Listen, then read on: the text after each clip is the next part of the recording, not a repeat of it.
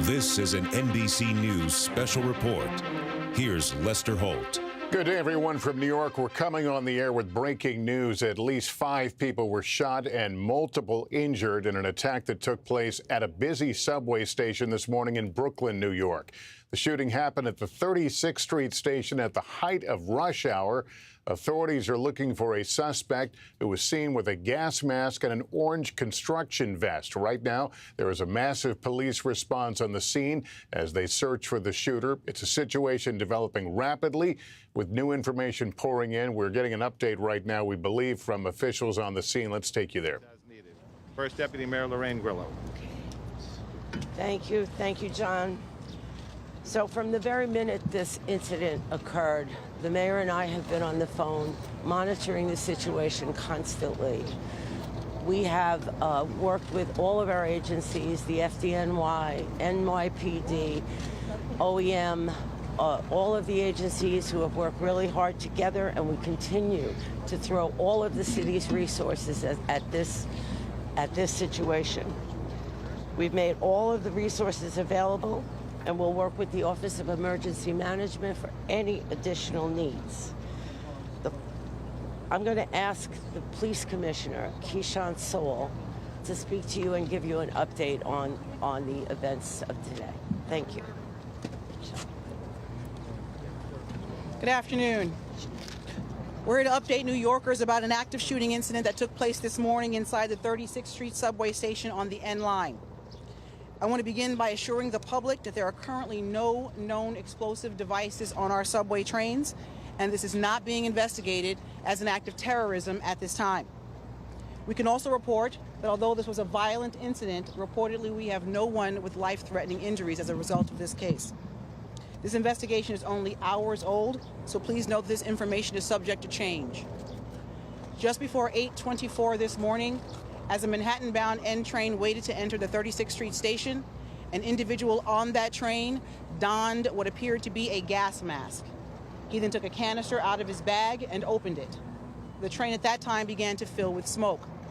He then opened fire, striking multiple people on the subway and in the platform. Again, we will describe him as an individual. He is being reported as a male black, approximately 5 feet 5 inches tall with a heavy build. He was wearing a green construction type vest and a hooded sweatshirt. The color is gray.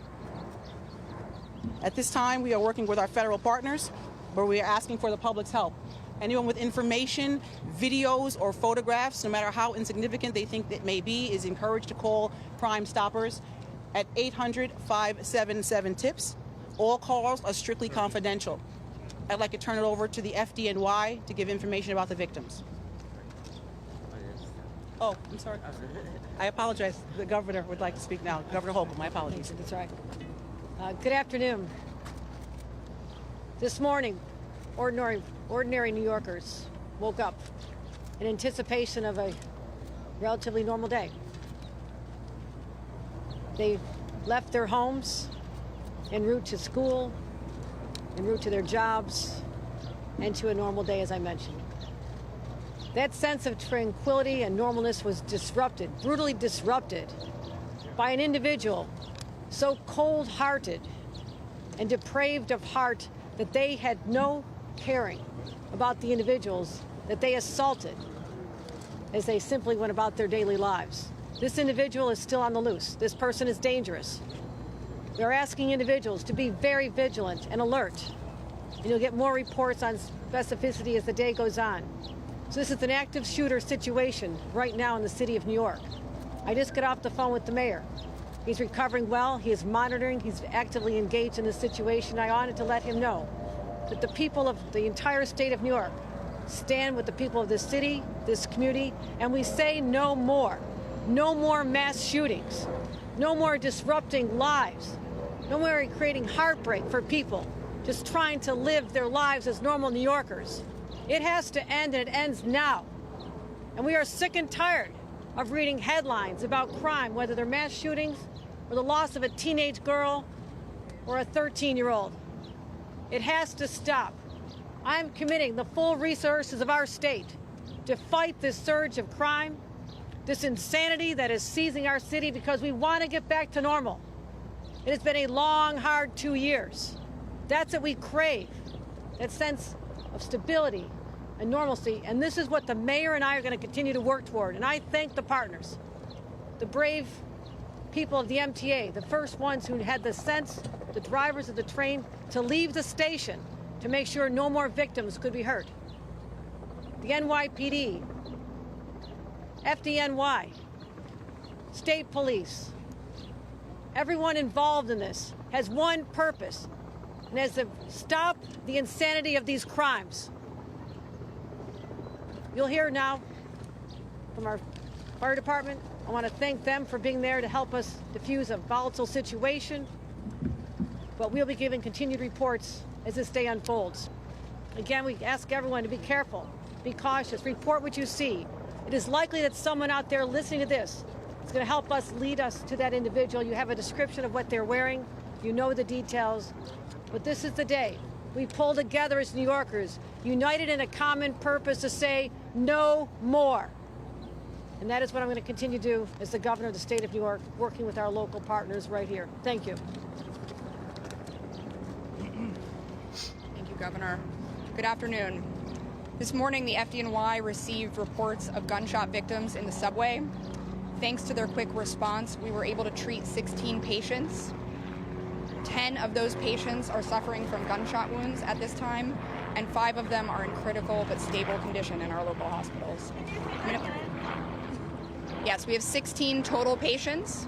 10 of them are suffering from gunshot wounds, and 5 of them are in critical but stable condition at this time. And I'm going to pass it over to the MTA for an update on our subways. Okay. First of all, we have to thank the NYPD and the FDNY and the whole team who've done so much to protect us and help immediately to recover from this situation. And I also need to acknowledge the MTA workers who had the foresight to immediately move a train that was on the platform, the R train, out of the station so it could carry people to safety. That was smart thinking. Right now, B service is suspended, W service is suspended.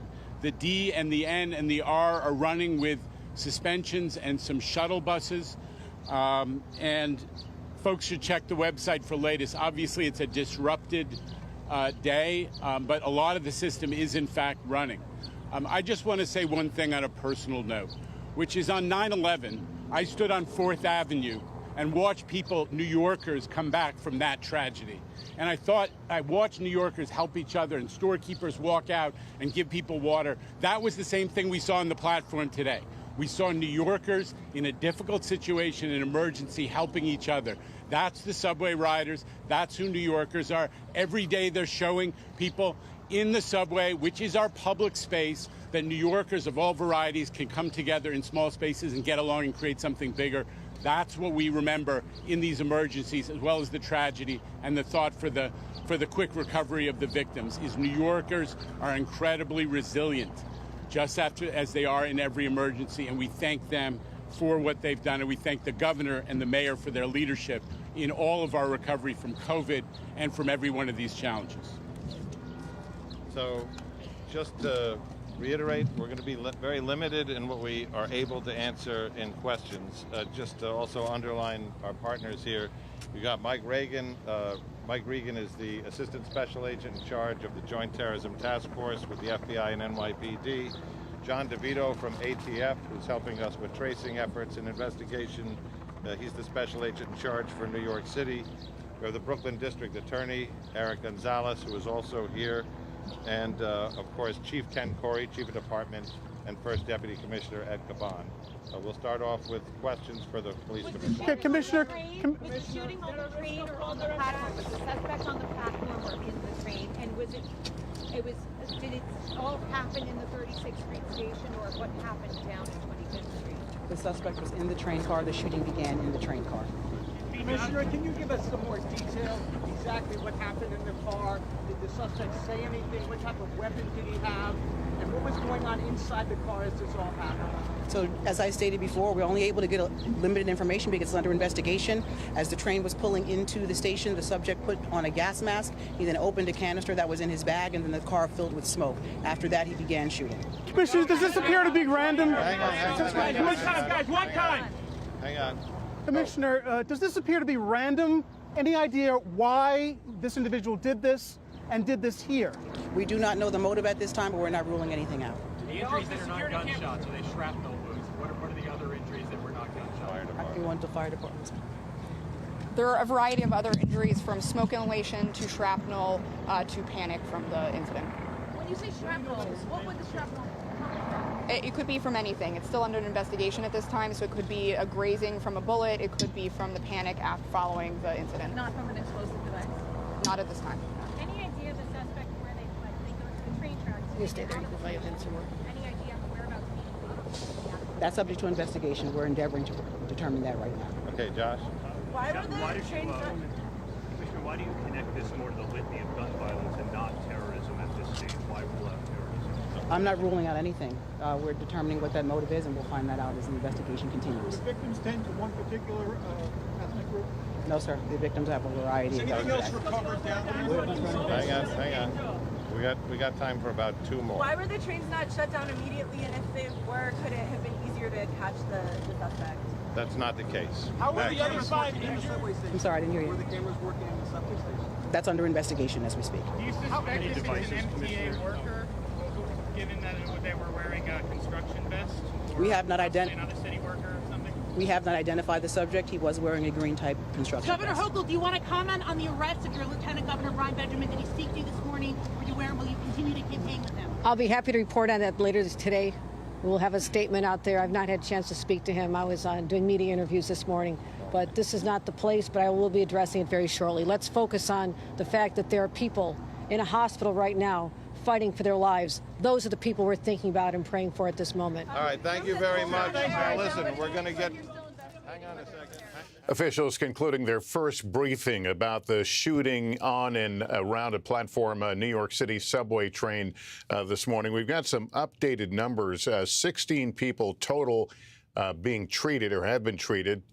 10 of them suffering gunshot wounds. 5 are in critical but stable condition. We also heard from the New York City Police Commissioner this is not being investigated as an act of terrorism, but at the same time noting that nothing is off the table. They're not ruling anything out.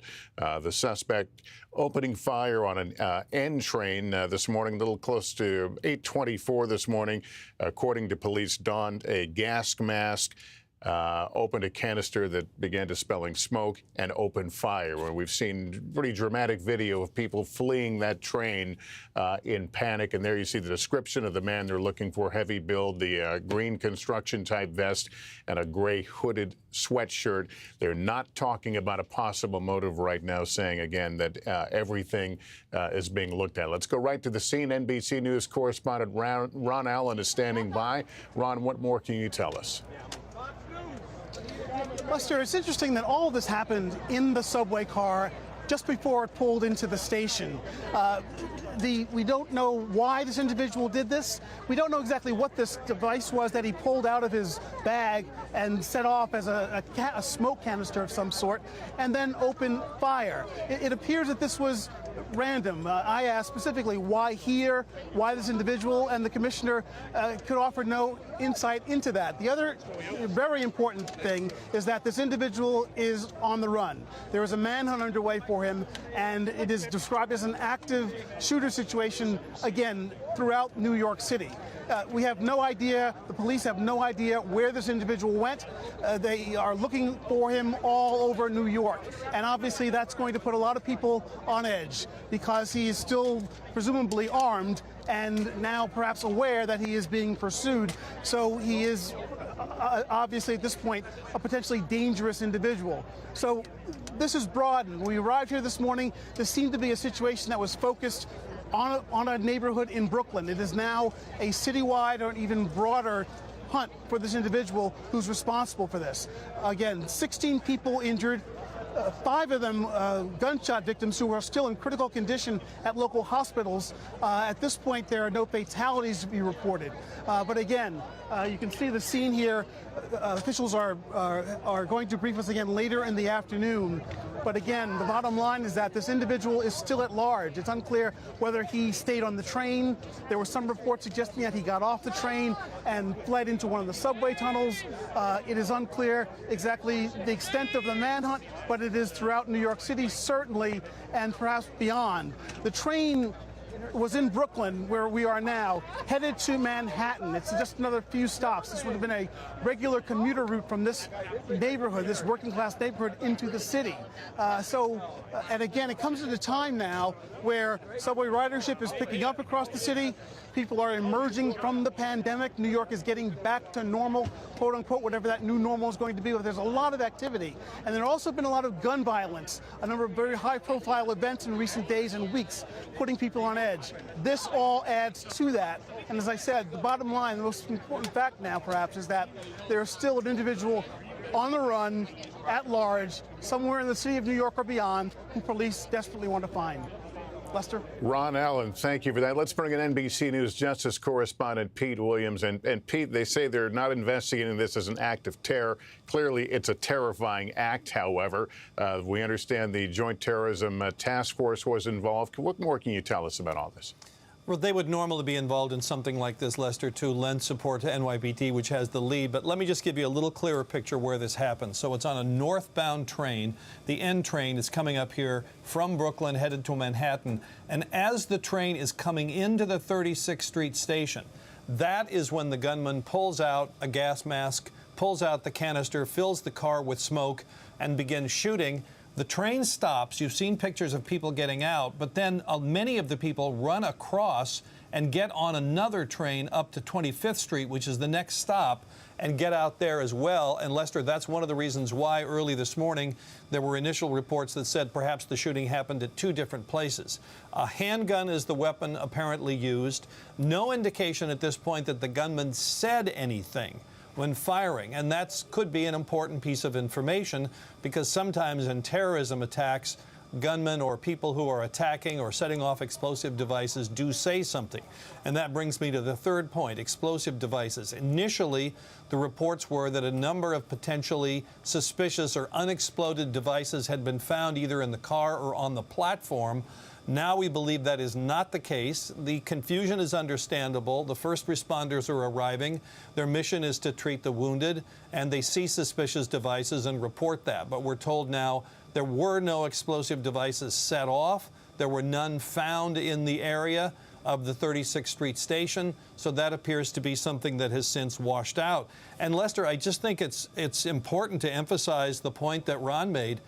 Even though this person opened fire in a relatively crowded subway car, no one apparently has suffered a fatal wound. The police commissioner says the critical but stable is the nature of the injuries, and none of them with life-threatening injuries. So that is probably nothing short of a miracle, Lester. Pete Williams, thank you for that, Pete. Dermot Shea is the former New York City Police Commissioner. Mr. Shea, it's good to see you. Thank you for joining us. No police department of this country has the capabilities that the NYPD does, and experience certainly with terror incidents. Where do they start? What is this investigation likely going to look like to find this person? And Lester, it's a full court press, and it has been from the moment it happened. They'll start at the scene. There's an awful lot of work going on with NYPD members, and you saw some of the partners mentioned there: prosecutors, federal agencies, ATF, FBI, and others, and clearly the NYPD and the JTTF as a part of that. There is an awful lot of work to do. What you heard in that press conference here was there's 2 simultaneous things going on. There's an investigation that's going on to try to backtrack, and simultaneously there's a heightened alert across the city to try to identify and apprehend this person as quickly as possible. There were limited answers given in that, and that's to be expected at a scene of this size. But the question remains on everyone's mind at this time: why? And that motive will be critical. We know that crimes that happen above ground are often solved by video surveillance. Can you tell us what you know about the status of video surveillance on the subways and how helpful that might be? And that takes many forms, Lester. It's three different things here going on. It's the infrastructure that the MTA provides, and they've been a great partner over the years in terms of putting cameras into the transit system. It's people that may have had a phone out or taken a picture or a video. We want to hear from them as well. And then the detectives will be backtracking and going forward simultaneously. Where did this individual go after the act was committed? And where did he come from prior, to try to go two different directions? So the video is one component of it. We haven't heard as much spoken about the physical evidence. So the crime scene unit will be poring over this scene with meticulous care. Any item that was left that could potentially, number one, lead to a conviction, and number two, lead us to the perpetrator. Dermot Shea, good to have you on. Thanks for sharing your analysis and expertise with us. That concludes our coverage for now. We'll have much more tonight on NBC Nightly News. For now, I'm Lester Holt, NBC News New York. Good day, everyone.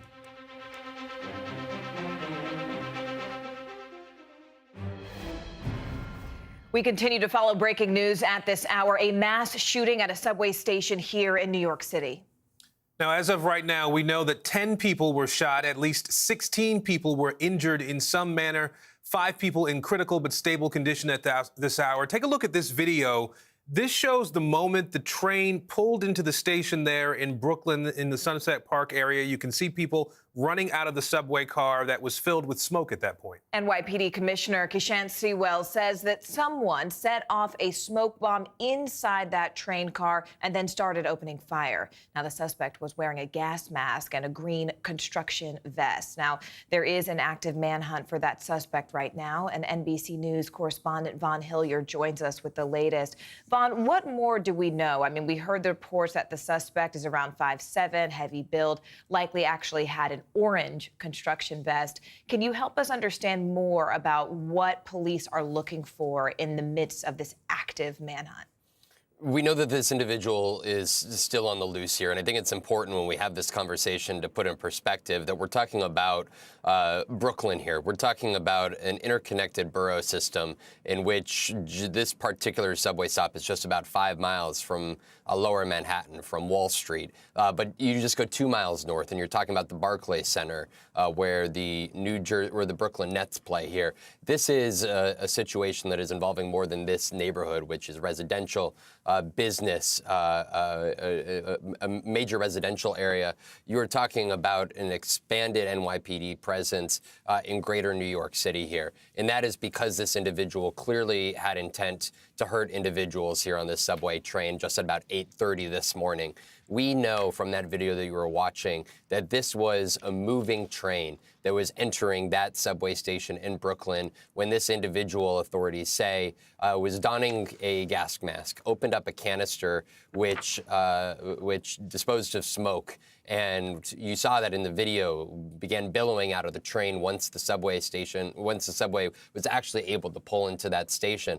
But that is while the train was still moving when that individual, this alleged gunman, opened fire, shooting at least 10 individuals, 5 who remain in serious condition. And you saw there those individuals, as soon as that subway vehicle pulled into the station, began to hobble out. Several of them staggered slowly out before they made their way onto the platform. You hear over the intercom in which an individual with New York subway system was urging everybody to get back onto the subway trains in order to clear that platform. We do not see in any video or photos at this time this alleged gunman here, who is described as being anywhere from 5'5" to 5'7", heavier build, 175 pounds, a black male, who was wearing a potentially, the latest we actually just got was more like a green colored vest here. But there's still questions that remain as to where that individual went. We know that that there are 16 individuals who were injured in this. Again, 10 shot, 5 in serious condition. But the latest is that this was an incident that took place while the subway was moving in transit. The question, though, is what was the ultimate motive of this individual, and to what extent do they still pose a risk to the greater New York City area? Because at this time, no fatalities, and they don't expect there to be any. But again, this was an individual that opened fire, and clearly from the difficult video that watched individuals that sustained gunshot wounds and significant bleeding as they laid there on that platform at that subway station. You know, Vaughn, of course, this is such a rapidly moving, fluid situation. So many questions still, as you mentioned, about that alleged gunman, orange vest, green vest, questions still outstanding, especially given that he's not captured, as we know, as yet in a lot of those videos. But I'm glad that you touched upon the motive, Vaughn, because, you know, for a lot of New Yorkers, we rely on the subway as a main form of transportation. And the timing of this is curious, right? This happened at 8:30. The preparation of this is curious, given that he had a gas mask. I understand that Pete Williams was just reporting a moment in our special report that he didn't say anything. Do we have any other just morsels of information about the alleged gunman's behavior inside that northbound N train? No, quietness. And I think that's where I'm sure the authorities are having this conversation, the questions that we have. When you see that video that you're watching there of these individuals stagger out, there's several individuals that are clearly running, but also there's confusion. There's a lot of looking around. You also watched in another video that we have now been taking a look at in the subway, the car that was next to the one that filled with smoke in which the shooting took place. A lot of confusion. And again, that's where it hits at that motive and what was the purpose, what was the agenda of this individual. There was no apparent additional gunshots that went off at the platform upon the train pulling into that station. And now we are about 4 hours since that shooting, Morgan, and still from authorities, they clearly have suggested or not suggested that they know where this individual is and have not provided any further leads for the public. 4 hours and still so many questions, so much confusion and so much heartbreak. Von Hillier, thank you so much. NBC News correspondent Ron Allen is at the scene for us right now where he's been gathering some information. Ron, first, help us understand exactly where you are and then set the scene for us. What's going on now a few hours since this incident happened? I'm not far from the subway stop. We're in a very working class neighborhood of Brooklyn, not far from Manhattan. The train was what might be thought of as a commuter train, perhaps where people were going into the city at that hour of the morning, around 8:30 in the morning. And we just heard a very as detailed description as the authorities have given yet as to what happened, that this individual, as the train was about to pull into the station, took something out of a bag, a smoke canister of some sort, set it off, put on a gas mask, and opened fire, wounding as many as 10 people on the train, 5 of whom now, the authorities say, are in critical but stable condition. There were a total of 16 people who were injured, some of them in the rush and confusion of people getting off the train once the train pulled into the station. Now the gunman is still at large. It's unclear where he is anywhere in New York City or beyond. We're now several hours past this. They've given a description of a black man, about 5'5", heavyset, who was wearing a green construction vest and a gray sweatshirt, which of course he probably has changed by now. Nonetheless, there is this individual at large. This is still considered a very active situation. They have no idea where he's gone, and they have no idea why he did this and why he did this here in this particular neighborhood. There seems to be no particular target here. But again, authorities really wouldn't openly speculate about that or say what their thinking is about motive or about why this happened here. But it sounds, based on what they were saying so far, is that this may have been a random moment where this individual decided that this is where he was going to carry out this particular attack. So that's what we have now. Authorities are trying to go through as much security and surveillance video as possible from the train station, from individuals who have cell phones, from the cameras that are on stores and businesses in this particular neighborhood around here. So a lot of investigative work to do right now, and the bottom line is that there is a manhunt underway to find this individual, and he's still very much at large and considered very dangerous.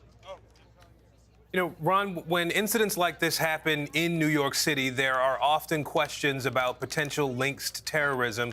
The nature of what we saw today, where someone is on a train in New York City where people are trapped. You're on that train, the doors are closed, you don't get off until you pull into a station. So these people were not able to get away immediately as this was unfolding. So these questions around terrorism, to what degree have they been addressed at this point? And to what degree have questions about explosive devices been addressed at this point? No explosive devices have been found. That's one thing. The only device seems to be this canister that was open that caused smoke. But it's not being described as a explosive device. There were reports of undetonated explosives. The police say that just didn't happen. It wasn't there. So there's that. As far as what terrorism, when asked about that, officials said that they're not investigating this as a terrorist act right now. But the police commissioner then said that nothing is off the table, that they're looking at everything, and whether this was terrorism or not may be based on what they can determine to be this individual's motive whenever they find that individual. The officials were asked whether he said anything as he did this, and the answer to that was they're not sure at this point. That could be another clue if he said something political that would perhaps raise this to the level of a terrorist attack. But at this point, again, the authorities have revealed very little information about who this individual is. They don't know why this happened here. They only know that this happened on a train bound for New York City. They don't know where this individual got on the train or where he was getting off or why he picked this particular line. So a lot of unanswered questions as to motive. And it still could be determined that this was an act of terrorism. But the bottom line is whether it was terrorism or not, there are still 16 people who are injured, 10 who were shot, 5 who are still in critical condition, and a gunman on the loose in New York City or beyond being pursued by police. All right, Ron Allen for us in Brooklyn today. Ron, thank you. I want to go ahead and bring in Jesse Kirsch right now, our correspondent who's standing by at a Brooklyn hospital right now.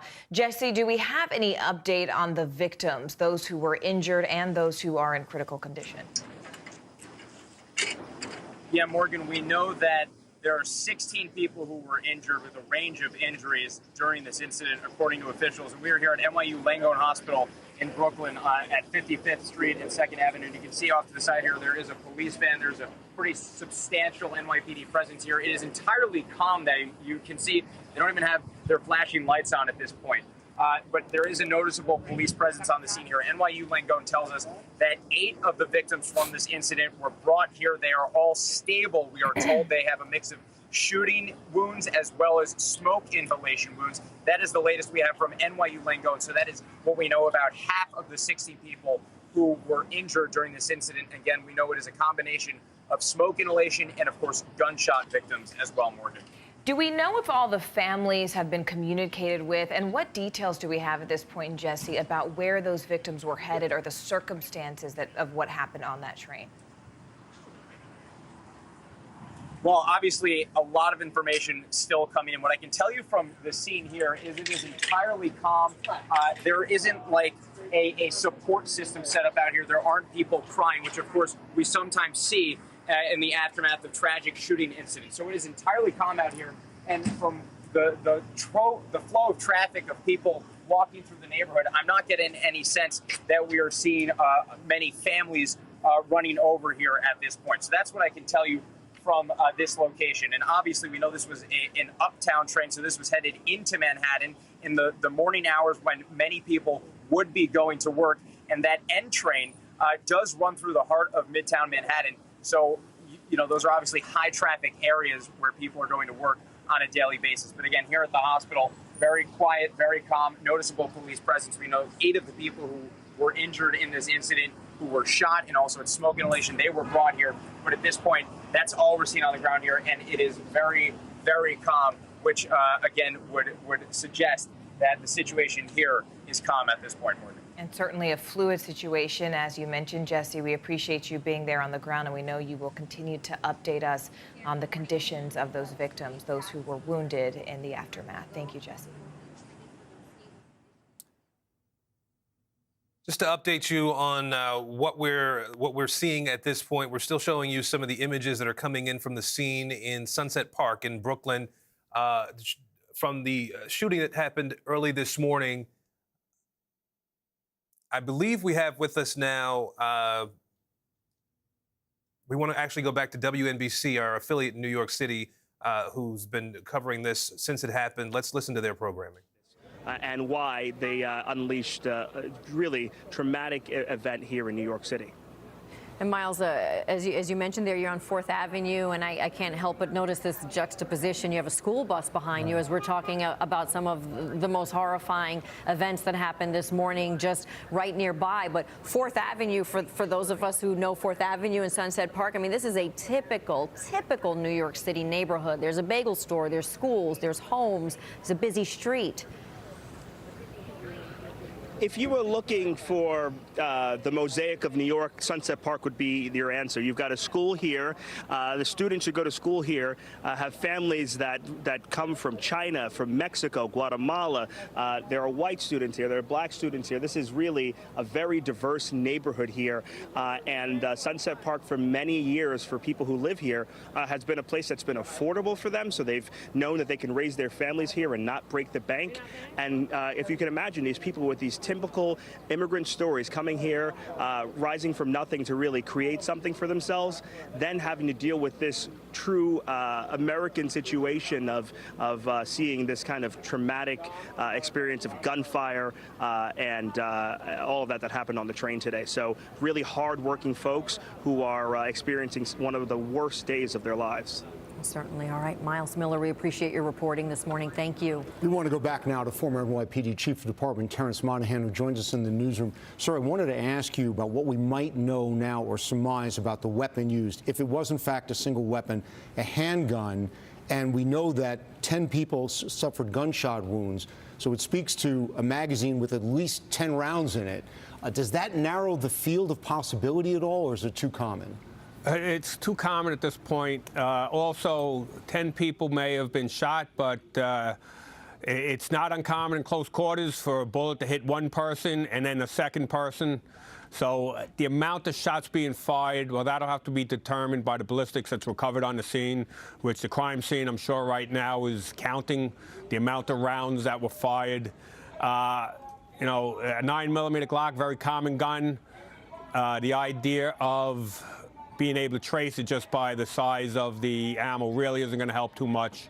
It's going to really depend on witnesses, people calling, video, and whatever forensics or other stuff is recovered within that subway train. Just one other quick point. When they use the word shrapnel a lot, in a military term, shrapnel can be something that comes from a device itself. But they were explaining here, shrapnel in this case could be a chip from a seat. It could be from anything on the train itself, not necessarily from a device itself. Exactly. So a round could have hit the seat, shattering the seat, and a couple of pieces of that seat could have went and struck individuals. So it's a wound that needs to be treated, so that would be considered a shrapnel wound as opposed to a straight bullet wound. And Chief, talk about the investigative skills of the NYPD. Certainly a huge task, but I can't help but go back to what you were saying earlier this morning about this just being, I think, the worst fear for a lot of the officials in the NYPD. But these are the types of things the department prepares for. Is that not true? Absolutely. You know, quick response, which you saw, a massive response out there to make sure that we could get people out safely, get them to the hospital, interview everyone involved. The investigators here will leave no stone unturned. There is more than enough help between detectives in the NYPD, the greatest detectives in the world, the FBI agents, ATF agents, everyone taking a role in this investigation meticulously, going through everything, going through every single camera, having our crime scene unit, which is, you know, regrettably does so many crime scenes around the city, going through that subway car, picking up any piece of DNA, any piece of fingerprint that may have been left behind, and utilizing all our databases to see if we could find this individual. So there's no doubt that people in the city are afraid right now. Based on your experience, how much faith do you have that this gunman will be caught within, say, the next 24 hours? People have to get up tomorrow morning and go to work. Take a look at all the major cases in this city. Terrorist attack in Chelsea. It took us, I think, 96 hours to eventually find the guy who put a couple of bombs out there. This investigative team between NYPD and our federal partners is the best in the world. I have all the confidence that they are going to be able to identify a subject within 24 hours. And rest assured that as the investigators are doing their job, that there is going to be increased patrols all over the subway system. The counterterrorism unit is most likely deploying throughout the city right now to give people that sense of safety, that they're going to see cops all over the place. I'm sure there's mobilizations around the city going on, more cops being put out on the streets, just to make sure people feel safe. This is important. That, you know, our subway system is the lifeblood to this city, so people need to feel safe in the subway. So I am sure that they're going to do everything and have this individual caught very quickly. All right, Chief Monahan, we appreciate you being with us today. All right, we want to go back out to the neighborhood. We want to go back out to Sunset Park and back out to News 4's John Chandler. So, John, this would be the start of a school afternoon on a beautiful day when the biggest problem would typically be keeping these kids' attention as the weather is so nice outside. Yeah, and we've seen in windows and storefronts and schools along here, people clamoring to kind of see what's going on at the windows. Obviously, educators have to work very hard to keep their attention focused on what's inside the classroom and not going on out here. We can tell you 35th Street has just been cleared or working to be cleared, and 4th Avenue, 36th to about 37th will remain closed because, of course, that remains an active crime scene, which is just stunning to believe for people in this neighborhood who went about their business at a normal time this morning at 8:30, dropping kids off to school. Governor Hochul at this very spot mentioning that just about an hour ago. This morning, ordinary New Yorkers woke up in anticipation of a relatively normal day. They left their homes en route to school, en route to their jobs, and to a normal day, as I mentioned. That sense of tranquility and normalness was disrupted, brutally disrupted, by an individual so cold-hearted and depraved of heart that they had no caring about the individuals that they assaulted as they simply went about their daily lives. This individual is still on the loose. This person is dangerous. They're asking individuals to be very vigilant and alert. And you'll get more reports on specificity as the day goes on. So this is an active shooter situation. Those words resonating here this afternoon. An active shooter situation still here in Brooklyn. A quick note for families who are wondering how to pick up their kids and what to do because of that shelter in place. I just received notice from my school's principal for my two boys. We live a neighborhood over in Park Slope that the shelter in place has been lifted for District 15. We are working to confirm that with the DOE, but I just received that notice and communication from my teacher as well. So hopefully for parents out there, you're receiving those notices as well, as that is a big question in everyone's mind. How do I pick up my kids, and is it safe to pick up my kids yet? So I would imagine we will hear some clarification from the DOE on that as well. Darlene and Michael. Well, John, now that you've been there for a few hours, talk to us about the difference in the energy of that scene from when you first got there to now. Well, it was chaotic this morning, understandably. I got here just around 9 o'clock this morning. It happened around 8:26, and you know, it was a panicked scene when I arrived here. It was also difficult to get in because it had been pushed and blocked all the way back 10 blocks and then extending almost 20 blocks in the northern direction. And that has since started to open up because, as Chief Monahan mentioned, you know, this is a way of life. The subway is the lifeblood of this city, and this avenue here is the lifeblood of this community. And so people need to get their kids picked up from school. They need to go about their business throughout the day. And there is a feeling of hesitation as to whether or not it is safe to do that. Obviously, you hear active shooter, and that resonates in people's heads and rings in their ears at this hour, wondering if it is safe to go out. So there's a lot of questions regarding that right now. John, we know that you're a parent and you're a family man, and we understand that you've been concerned, of course, for your family. We're glad that you are all safe, and we really appreciate you being with us this whole morning and afternoon. Absolutely. Also in Sunset Park, Miles Miller spent much of today talking to people who have been directly impacted by what's gone on. Miles.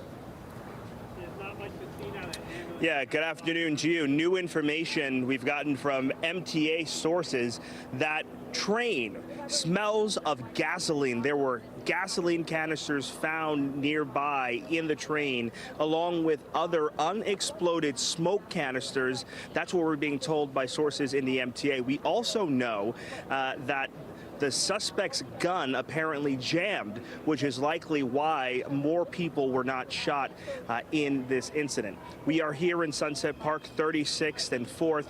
It is a place that is heavily trafficked by people, especially in the morning. Many New Yorkers taking the trains that run through here to get from areas like Bay Ridge to get into the city. And so many people who were on that train, we're told, were students. Those people are included in the number of people who were injured. We're talking about 16 patients taken to local hospitals here, 10 suffering from gunshot wounds, 5 in critical but stable condition. This is an intense investigation being led by the NYPD with assistance from the ATF, which will try to use some of the shell casings to figure out what kind of gun was fired. Also working with the FBI to see if there's any nexus to any larger group. But right now, the NYPD trying to identify this suspect, figure out who he is and where he went to. Right now, we know the FDNY has declared this scene under control, meaning that their operations here have ended. Now the police investigation starts to figure out who this man is and why he carried out this attack this morning. I'll send it back to you. Before you go, we just have about 20 seconds left with you, though. Did you mentioned unexploded smoke canisters, and that's from MTA information, law enforcement information. Can you just go through that one more time? Yeah, that's right. MTA sources telling me that when they boarded that train, they found more of those canisters that had not been let off. That's what they're saying. And in addition to that, they found some gasoline, and the whole car smelled of gasoline. So it may point to what he was intending to do on that train. As that investigation continues, Miles, thank you. Thank you, Miles. And on top of all of this today, we are also following breaking news out of Albany. New York Lieutenant Governor Brian Benjamin was arrested today. 2 sources tell News 4 the Lieutenant Governor has turned himself in on campaign finance fraud-related charges. He's expected to face a judge in Manhattan any minute now. We will have an update on this case and, of course, the subway shooting coming